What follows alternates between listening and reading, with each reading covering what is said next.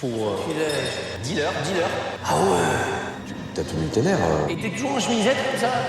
Tu sors. Est-ce qu'il y avait de la coke sur le tournage?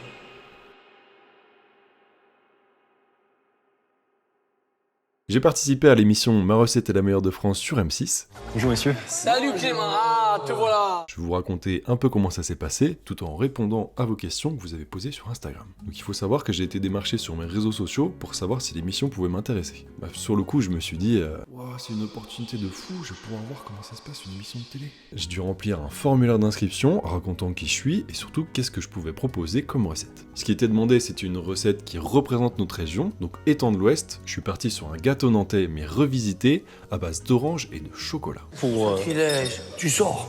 Ah ouais, directement, tout de suite. Ah ouais. Et ouais, sacrilège, mais bon, il fallait bien un peu d'originalité. Bah faut bien sortir un peu du lot.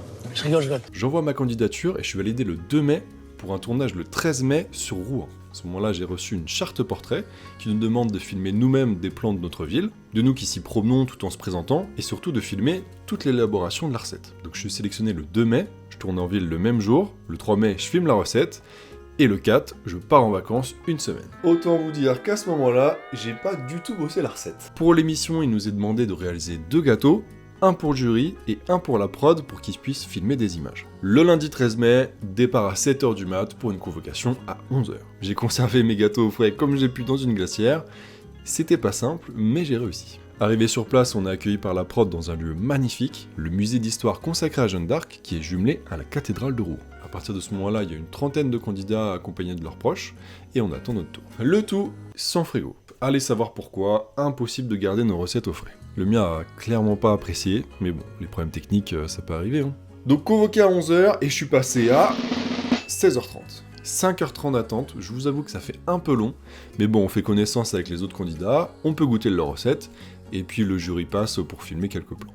Pour la partie tournage, ça commence par une interview, qui n'est pas du tout passée dans l'émission, mais c'est pas grave, hein, et ça enchaîne sur le passage devant le jury. On est dans une petite zone d'attente, et on attend que quelqu'un de la prod vienne nous récupérer pour nous expliquer comment ça va se passer. Globalement, la directive est très simple. Foncer sur Cyril Lignac, lui déposer le plat, et se positionner à la marque au sol pour les caméras.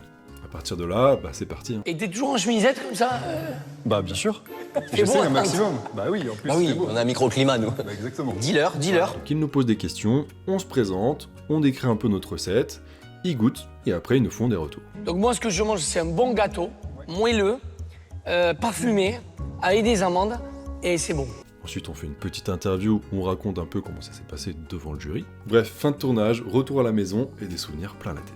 Voilà pour résumer, j'ai essayé de faire court, j'espère que ça vous aura plu et surtout donner un aperçu de ce que ça peut être de participer à ce genre d'émission. J'ai tâché de répondre à la plupart de vos questions en narrant un petit peu l'histoire, mais il m'en restait une dernière.